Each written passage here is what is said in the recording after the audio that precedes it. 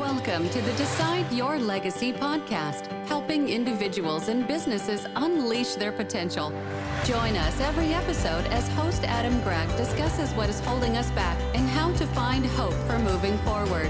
Along the way, we discuss developing healthy relationships and navigating life transitions while overcoming fear, stress, and anxiety. Live the life you want, the legacy you decide. So some of you are going to love this podcast episode and others of you are not. But I really hope that you realize that this can be a tremendous benefit to you to realize and understand this topic. And what we're talking about today is don't get sucked down by toxic people. Okay? This is 3 truths that you must understand to not get sucked down the drain. This is episode number 121 of the Decide Your Legacy podcast. This topic is so important because we spend time with people, and unfortunately, we can be around people who are very good at bringing us down, and we don't even actually know it. And they can be people that we love, and they're our good friends and people in our family. But because we are growth-oriented and making shifts in our lives to be better and bigger and to challenge ourselves, that's making them very uncomfortable, and they're trying to drag us down and not support us when they really could be a great support, but it's triggering their insecurities. And what I have found is that only about 25% of people in this world are willing to be growth-oriented. They're not the people, they want to stay safe. 75% of people want to stay safe. They don't really want to. When you ask them, they act like they don't, but their actions will indicate that they just want to play it safe. When I have found nothing is more valuable to your mental health than facing your fears, and nothing is more damaging to your mental health than just going ahead and playing it safe. So welcome to the Decide Your Legacy podcast. We're talking about not letting toxic people drag us down. I'm Adam Gragg. I'm a coach, a content creator, a speaker. I've been a mental health professional for 25 years, and my passion is to help people find clarity in their life so they can start thinking healthy and they can face their fears and live their legacy. I talk about stuff I struggle with myself.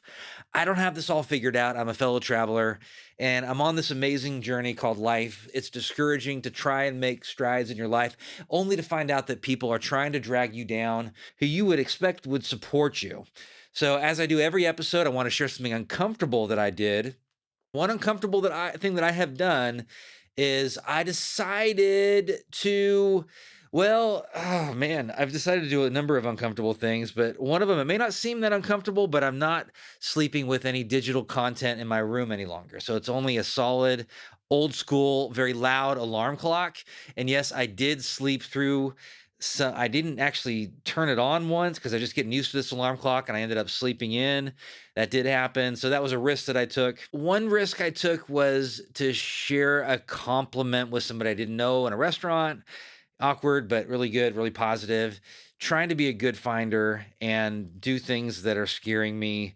Of course, I can work on that. But this is the podcast that you do. You don't just listen to it, okay? So that means that you take an action and you get to do some uncomfortable things as well. So what I want you to think about right now is, what is the reason that you believe you get sucked into toxic type relationships? So what is a fear that may be driving that? Is it a habit?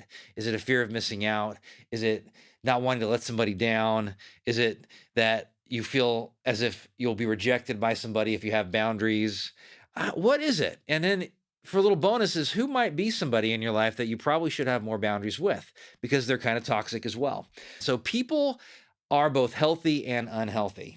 So I have family members who have been some of the most encouraging people in my life when I've gone through challenging situations and circumstances.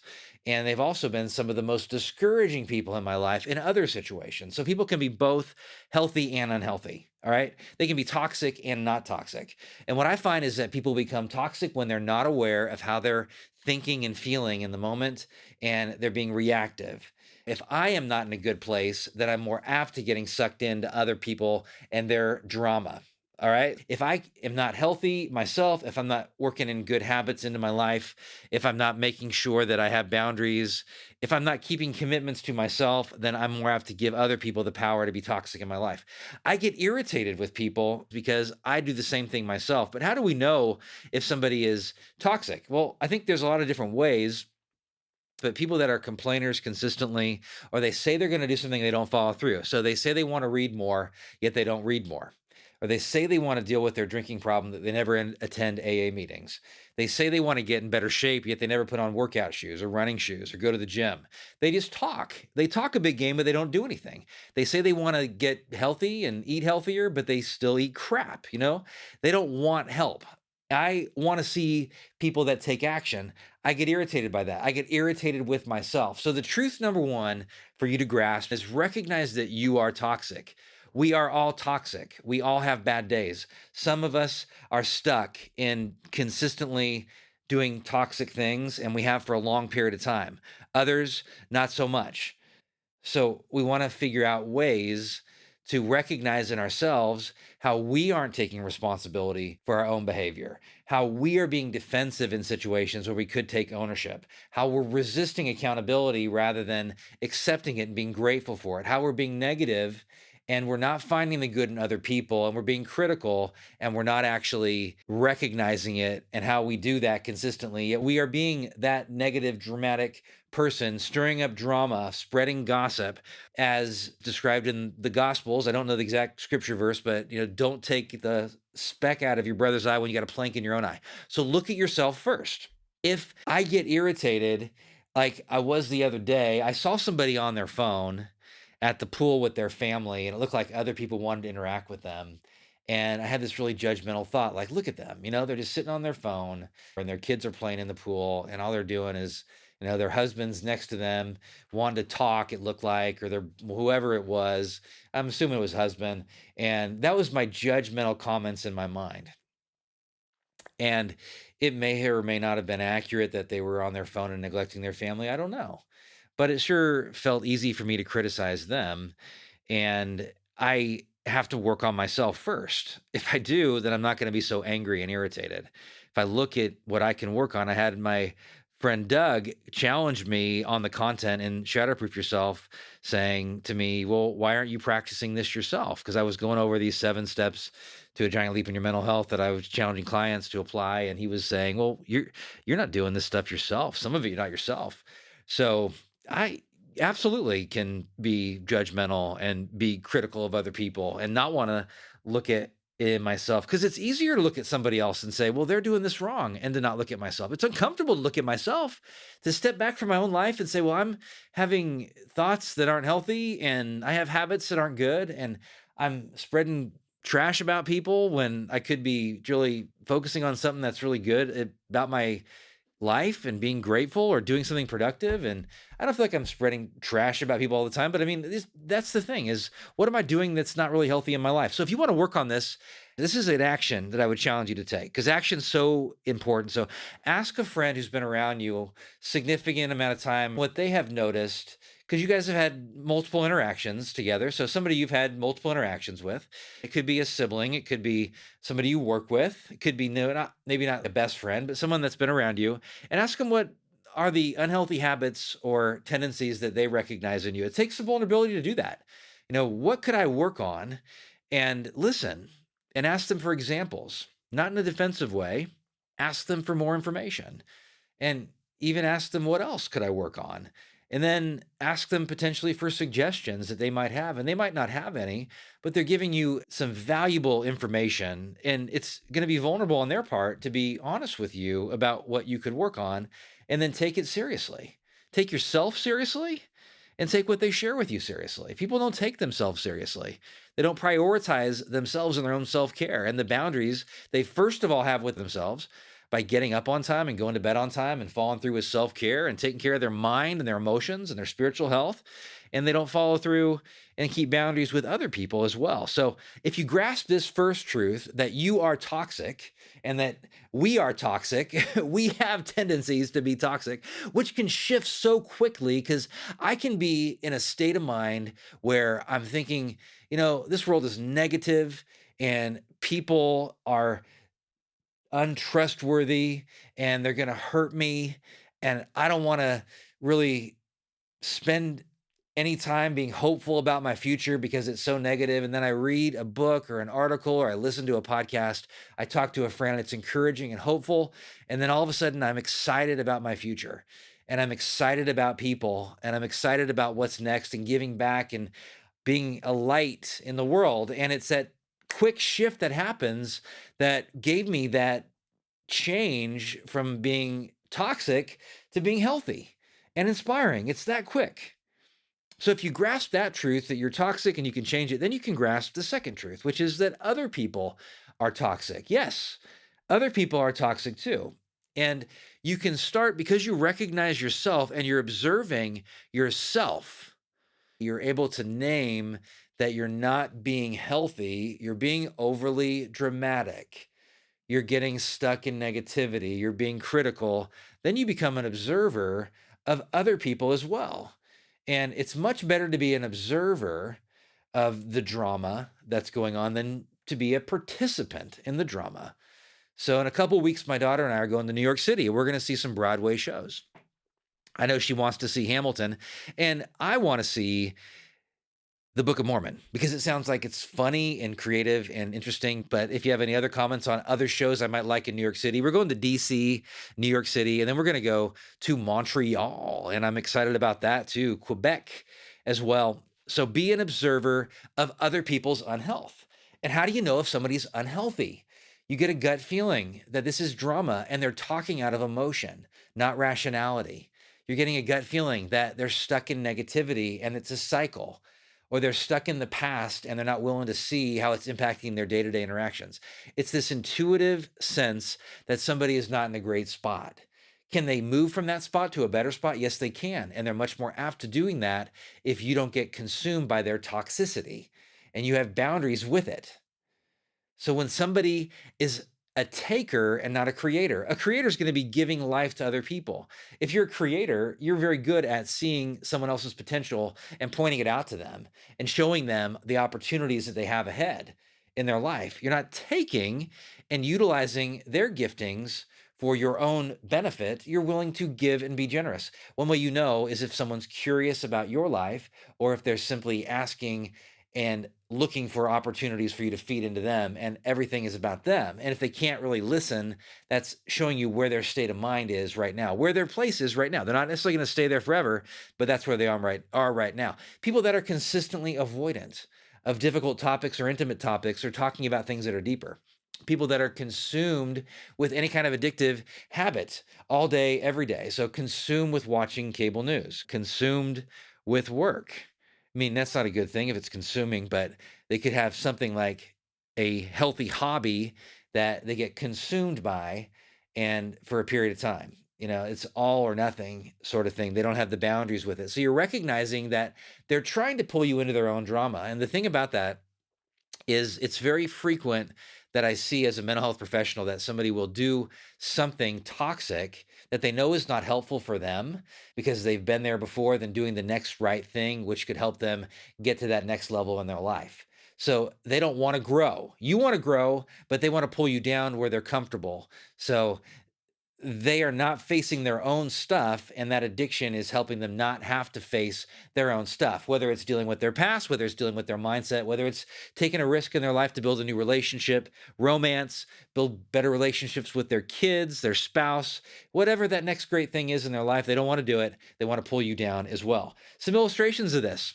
Just if you are in a situation where you start to recognize that there's some negativity, just name it and become aware of that dance that's going on. I was watching the presidential debates with some family, and I realized that this probably was going to be an environment where I might be triggered because comments could be made about others who didn't think the same way that they think, that were negative. And I would have a problem with that potentially if I was with my daughter and she was being exposed to this as well. I didn't get sucked into it. I was able to look and say, it's not personal. It's not about me. And if it got to be something that I felt was not healthy for my daughter or for me, I was able to, with some distance from it, say, hey, I'm not comfortable with this situation. I wasn't going to make it a huge issue, but I was able to say that I'm not comfortable with, it wasn't like I got sucked into the toxicity. It was just like, I don't agree with that, and I brush it off. It didn't drain me. It didn't ruin my weekend. I mean, in the past, I could let situations like that were negative with family, especially, ruin a couple days of my life. I would get consumed by them, and that was on me. But now I'm able to keep enough distance to be an observer, not a participant. Okay, they can be on the stage going through their stuff, but I'm going to sit in the audience with a front row seat, and I'm going to laugh at some of it, and I'm going to push back on some of it, and I'm going to find a way to still love them and be kind, but I'm not going to get consumed by it. I'm not going to participate in it. I'm an observer, not a participant. So an action you can take here is, what are those things in other people that you recognize that bother you?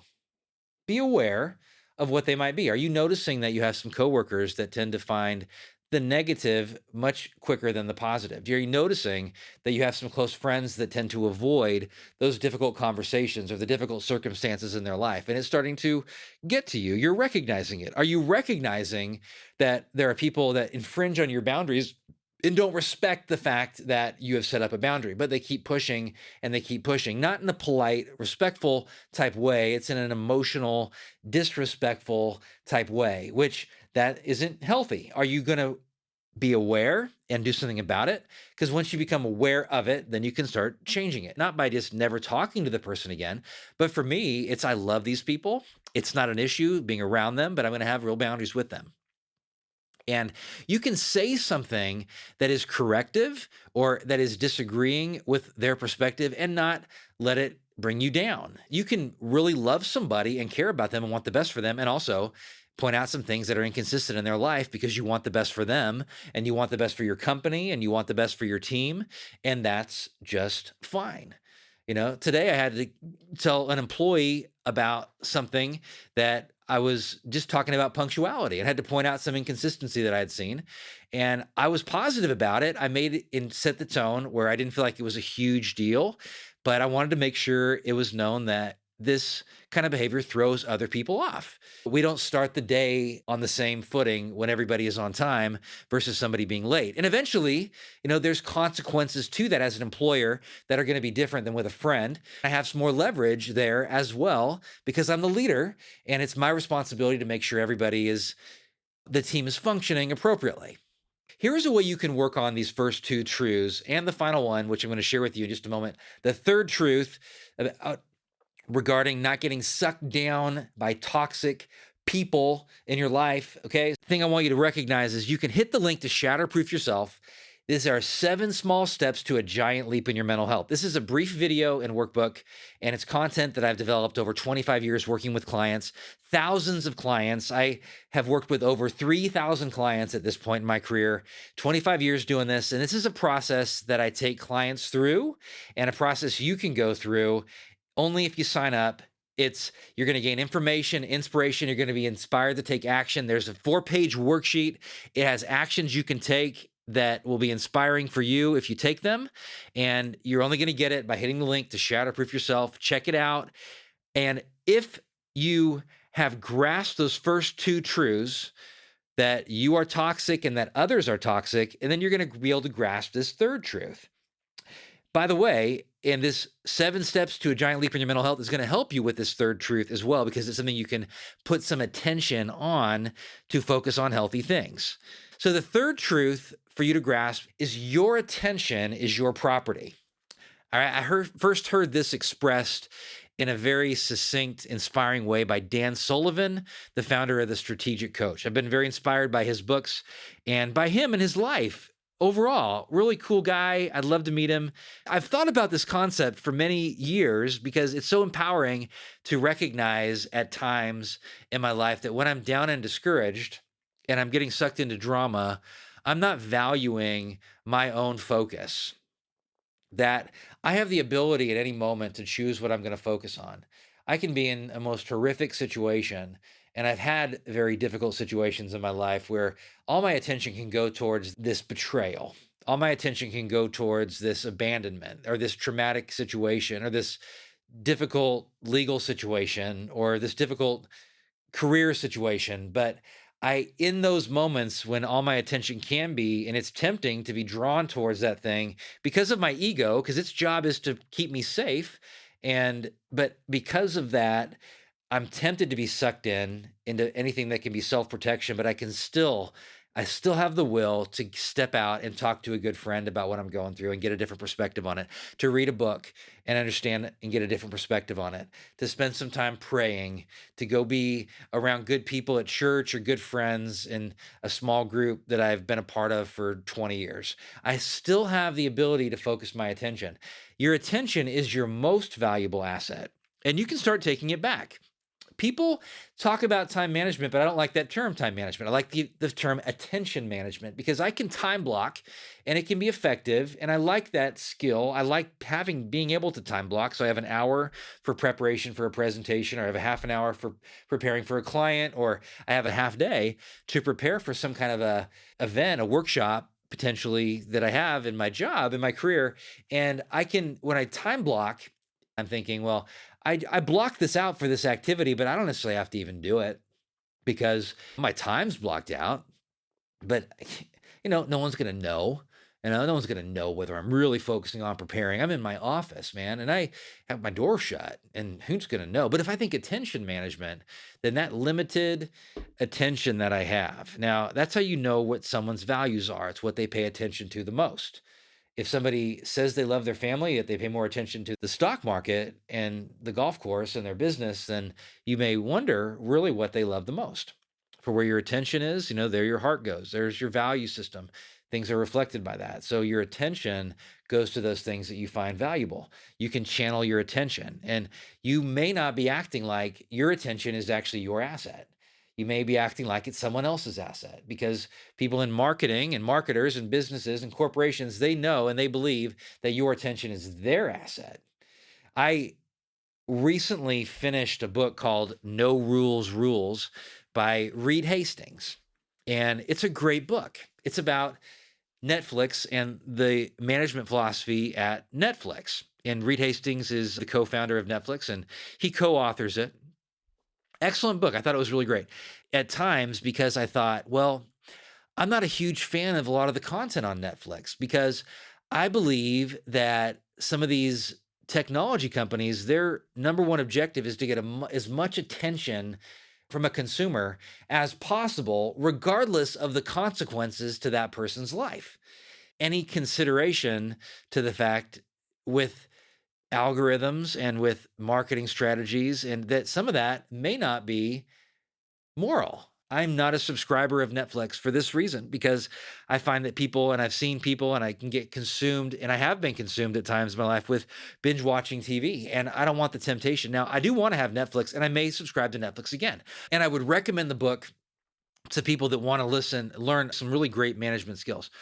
But the problem I have is, like, the goal of these companies, whether it's YouTube, which I use, or Facebook, which I use professionally and personally a little bit, their goal is to get as much of your attention as possible. Yet your goal should be to give as little attention as only the minimal attention that would be necessary to get information or to gather connections with family and friends, or in the case of YouTube, gain the educational content, not the brain wasting, mind wasting, ADD creating type of content that I find that people can get consumed by, because they're very good at it. They're smarter than we are.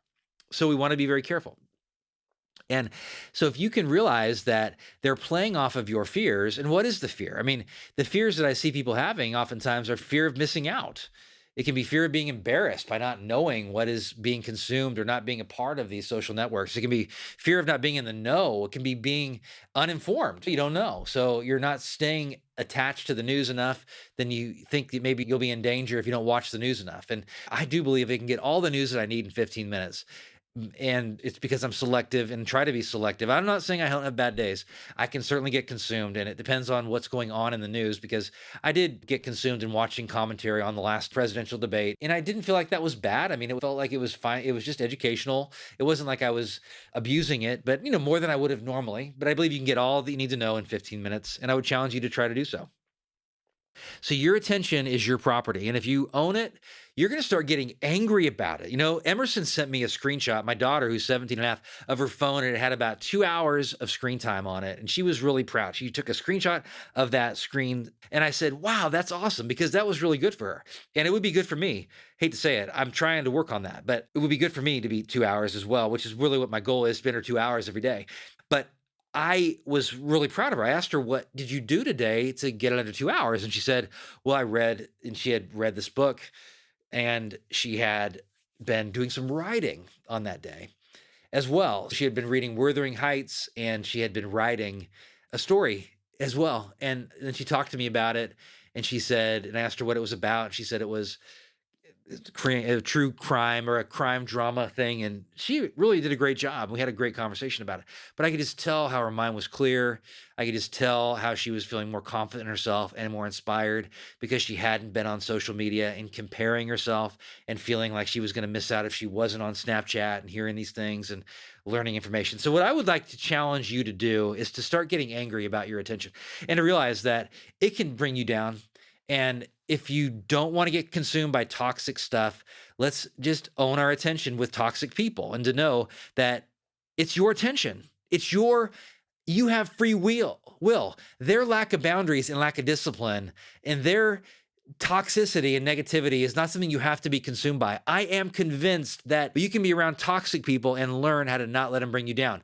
At the workplace, in your home, with your family, you may want to choose to have boundaries, but even with your spouse, as long as it's not an abusive type situation, and there is some situations where you want to have significant boundaries with people you're married to, and your kids who are doing things that are not okay in your house, criminal, drug type things, you can't have that in your house. You have to set clear-cut physical boundaries. But I'm convinced that we can handle and bear if we learn to step out of it, and to realize that our attention is our property, and we learn to realize that we can be toxic and recognize it in ourselves, and that they are being toxic, and we're going to have healthy boundaries with them. You can start making some significant progress and be empowered in most situations that you face, because you can handle it. And that's confidence, because you can handle even these difficult, toxic people that you're going to run across, whether it's your boss or your coworker or your brother. So my action to challenge you to work on this, owning your attention and taking it back, is to go ahead and set a stopwatch or a timer on your phone and read a book out loud for 15 minutes. And when you cannot retain something that you just read, then you go back. And you won't have that problem because you're reading it out loud, so your retention is going to go up. If you get distracted, though, you're going to start over on that page until you do retain that information. So right now, who are the unhealthy people in your life that you want to apply this content? How are you being unhealthy in a way that you want to work on and apply the content so you can work on this? I want you to comment below, what are the toughest of these 3 tricks for you to apply? Number 1, that you're toxic, and to admit that and to own that. Number 2, that others around you are toxic, and to admit that and to own that. Or number 3, your attention is your property. Your attention is your property. So this is a way that you can work on your own attention. And this is a way that you can focus on building true friends. And you can focus on shifting your perspective and owning your own emotions, and by subscribing to Shatterproof Yourself. If you want to go deeper with this content, I would challenge you to apply it to your life today. And remember that 20% of transformational change is insight. You've gained insight today. 80% is action. You're going to make that application as you get clarity and inspiration, and you're going to take action. You can make changes today to not get sucked down the drain by those toxic people in your life, by yourself, because you can be toxic. So an okay plan that you act on is 100 times better than a great plan that you do not take action with. Thank you for tuning in. I'm going to sign off the way that I always do. Make it your mission to live the life now that you want to be remembered for 10 years after you're gone. You decide your legacy, no one else. I appreciate you greatly, and I'll see you next time. This show is part of the ICT Podcast Network. For more information, visit ictpod.net.